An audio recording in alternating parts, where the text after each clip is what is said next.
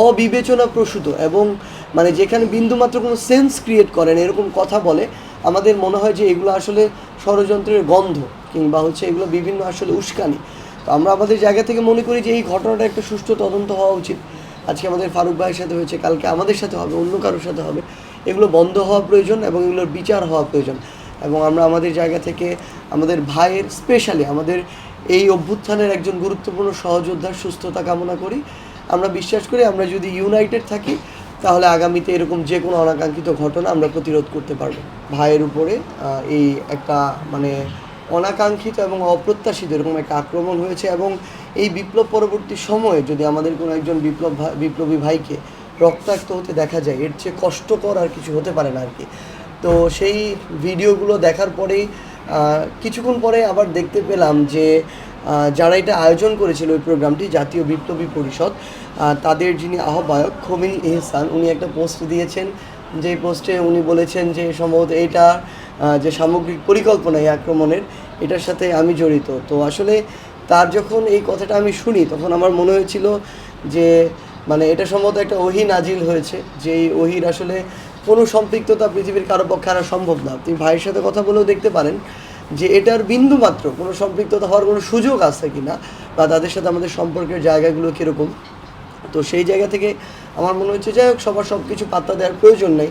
খুব স্বাভাবিকভাবেই যদি এটা ভালোভাবে তদন্ত করা হয়, কিভাবে এটা হলো, কারা এটার সাথে যুক্ত, সেই সত্যটা বেরিয়ে আসবে এবং আমরা চাই বেরিয়ে আসুক।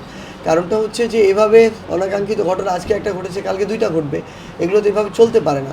সো এই বিষয়ে আমরা মনে করি প্রশাসনের আরও স্ট্রিক্ট হওয়া প্রয়োজন। কারণটা হচ্ছে এভাবে ছোট ছোট ঘটনাগুলো থেকে বড় ঘটনার ধীরে ধীরে তৈরি হয় আর কি।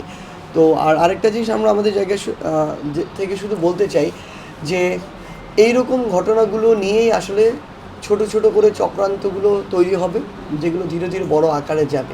নির্বাচন ঘিরে কোনো চক্রান্ত হচ্ছে?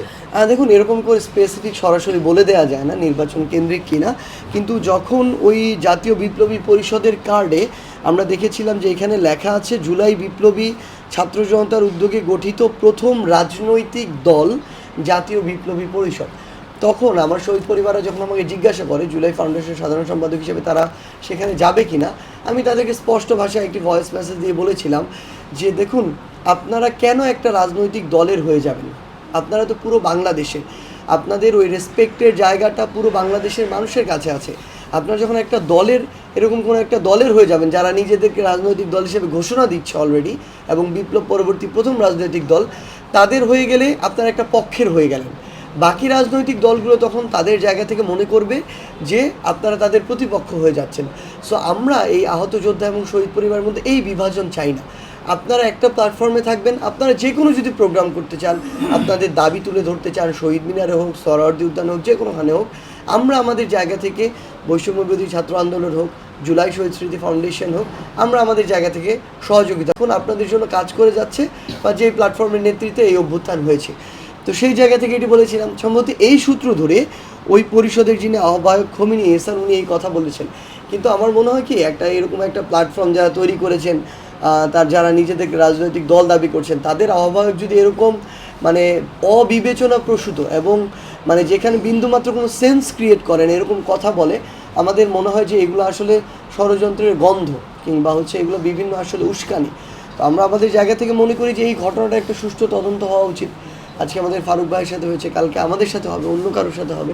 এগুলো বন্ধ হওয়া প্রয়োজন এবং এগুলোর বিচার হওয়া প্রয়োজন। এবং আমরা আমাদের জায়গা থেকে আমাদের ভাইয়ের, স্পেশালি আমাদের এই অভ্যুত্থানের একজন গুরুত্বপূর্ণ সহযোদ্ধার সুস্থতা কামনা করি। আমরা বিশ্বাস করি আমরা যদি ইউনাইটেড থাকি তাহলে আগামীতে এরকম যে কোনো অনাকাঙ্ক্ষিত ঘটনা আমরা প্রতিরোধ করতে পারবো।